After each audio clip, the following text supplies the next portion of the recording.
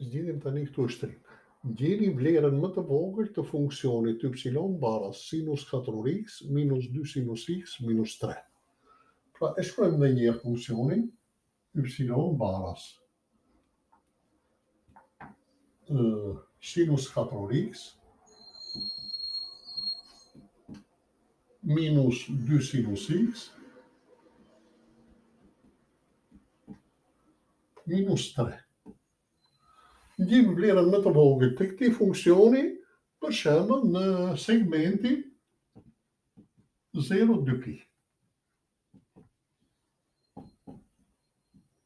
Pra gjejmë vlerën më e vogël të këtij funksioni në segmentin 0,2pi.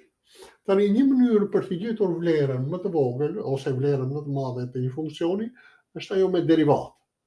Po për këtë funksion ne po përdorim një mënyrë tjetër.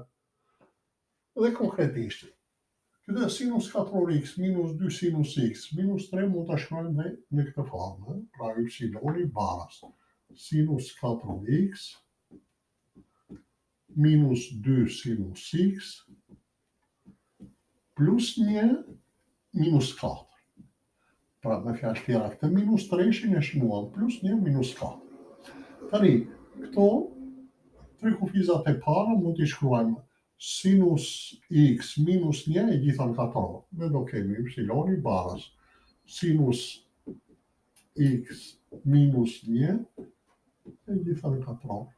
Edhe kemi dhe minus 4. Tani ushtrimi na kërkon të gjejmë vlerën më të vogël. Vëmë re që ky është përja këtu sinus x minus 1 e gjitha në katror, vlerën më të vogël të saj e merr për nëse ajo është e barabartë me 0, pra vlera më e vogël e saj është 0, sepse çdo numër i ngritur në katror do të jetë ose 0 ose më i madh se 0. Pra vlerat e tjera, vlerat më të mëdha janë më të mëdha se 0, por më e vogla është 0.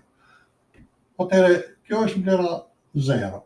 Minus 4 këtu dhe minus 4. Pra themi që vlera më e vogël e këtij funksioni, vlera më e vogël është minus 4. Dhe për çfarë vlerë të x-it merret kjo vlerë më e vogël?